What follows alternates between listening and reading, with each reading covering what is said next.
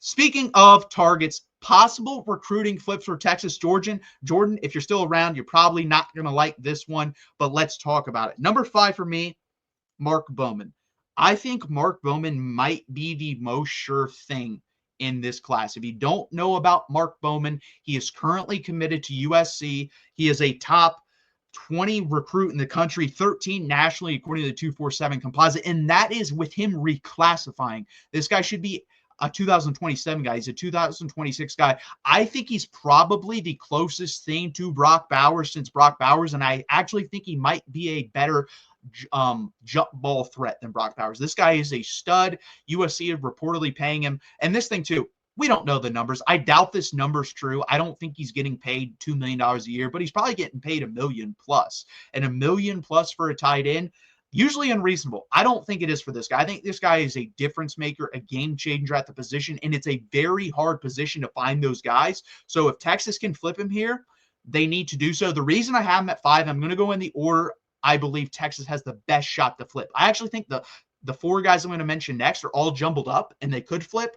I think Mark Bowman, I don't think Texas is going to get near that number. I also think USC is going to have a little bit better year than most people think. So I don't think that's a realistic possibility at this point. So I have him at number 5. Number 4 for me is defensive end edge committed to LSU, Trenton Henderson, 6'4", 225 pounds, 81 nationally, according to 247 composite, number 10 edge.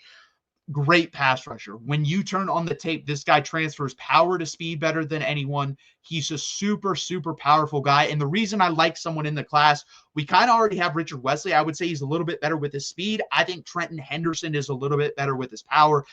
Personally, guys, if you take out specialists, Texas is like 3rd in the country recruiting average-wise. LSU and Oregon are better. So this one, you hurt LSU's in front of you average-wise, and you help your own average and an SEC competitor at that. You definitely have to do it. The last guy that we kind of took from LSU, Colin Simmons, turned out pretty damn well. He's going to be a first-round pick in the NFL draft. I really like Trenton Henderson. I think he's a stud. I think he's underrated, honestly. I think he's more of a top 60, top 50 guy. And that's just if he stays with LSU. I'm not even saying if he flips Texas. I'm not like that. Never going to be like that. This guy's a stud. LSU probably has the best defensive line class with Lamar Bound, Trenton Henderson, and they have another very high defensive tackle in there as well. I forget his name, but 3 guys in the top 80. They definitely have the best defensive line class. So I'd love to take a chunk of it if possible. And then a guy that came on the scene today, and I think Texas is going to start pushing for even more, committed to Ole Miss right now, very highly rated linebacker Isaiah Williams. 6'1.5", 215, committed to Ole Miss, like I said, 56 nationally, and the number 3 linebacker. I really like this kid. He is your prototypical 2020 to 2030 linebacker. We're kind of in that decade now of where everyone wants the guy that can run sideline to sideline. They don't really care about downhill as much, the pounding. They want your speed to be insanely freaky going to sideline, and that is this guy. A little bit undersized. He probably needs to get about another half inch to an inch and gain another 10 to 15 pounds. But the athleticism there, he does hit pretty well. Not great, but pretty well. I'd love to have this guy because if you get him, you're talking about a class that I think is the best linebacker class in the country. You're losing Anthony Hill. He's going to be gone. And if you have Tyler Atkinson, Kosi Akapala, and Isaiah Williams, that is a very, very, very strong class at the linebacker position. We'll see if Texas can flip Isaiah Williams. I do think they're going to start pushing a little bit more there. I also think this guy's under-recruited. When you look at the offers for where his ranking is, it's kind of weird to me. Jump in your comments real quick. You will not get Malachi Lee. We're going to talk about that, Jordan. We're definitely going to talk about that because he's up there for me. What he is as a prospect, but also because I think Texas is a really good shot at him. Number 2, Jaylen Lott. Obviously, James Lott played at Texas, a legacy guy. We lost Caden Finley already. He was going to be high up here about a month ago, guys, but the way he committed to Notre Dame, the letter he sent out afterwards of why he chose Notre Dame, I kind of have to go with Caden Finley sticking with Notre Dame. Kind of hard for me to see him flip to Texas now, but it's possible, definitely possible. I'm going to say Jaylen Lott's more likely. 6 foot, 176 pounds, speedster, could play cornerback, could play wide receiver. We've talked about him for 6 months, but he's going to be a wide receiver if he decides to come to Texas.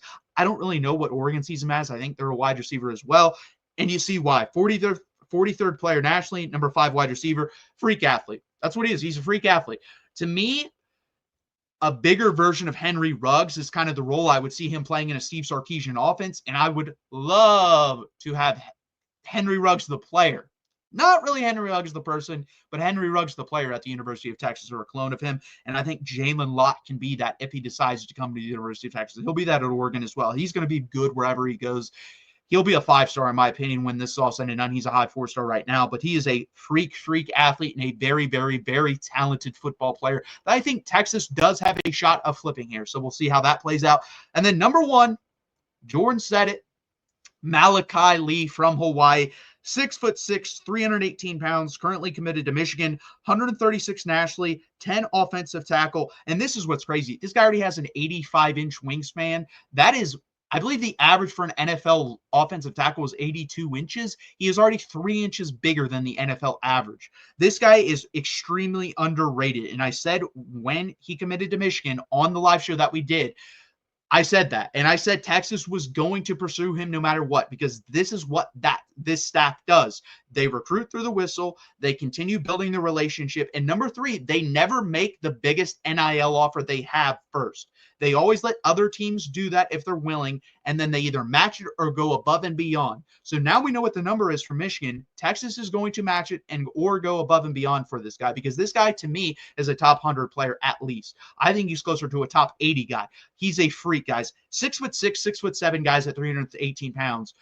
Do not move like this. He is a very, very special player at the offensive tackle position. And I think Malachi Lee, honestly, if Michigan struggles this year, could definitely flip to Texas. I think he could flip to Texas even if they don't struggle. I think the relationship is really strong. We finished second in his recruitment. We probably know what the NIL number that we need to match is now. I think there's a real possibility Texas flips him. And if they do, you have John Trenton and Malachi Lee in the class, which gives you 2 ready-made offensive tackles that I think could play day 1. I don't think they're going to have to, because we have Nick Brooks there. We have Brandon Baker there, but they could if they need to.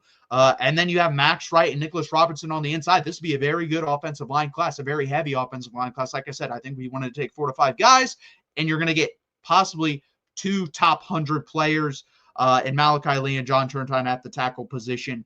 Really, really excited about him if we're able to flip him.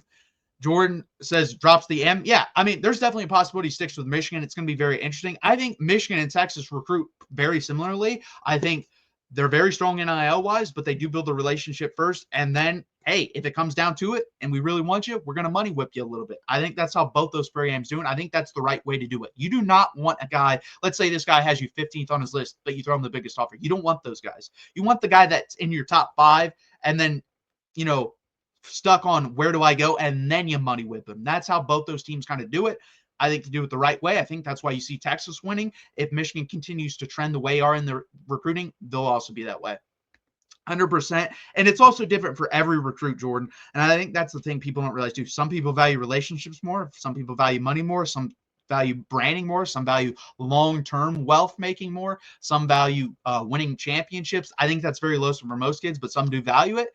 You got to organize which way and see what happens. But yeah, those are my possible recruiting flips for Texas. Again, guys, this is Texas Longhorns Live, number 60. Please hit that like button and subscribe. We are here every Monday night at 8 p.m. Eastern time, and we really appreciate when you guys join in and tune in with us. Please hit that like button and subscribe.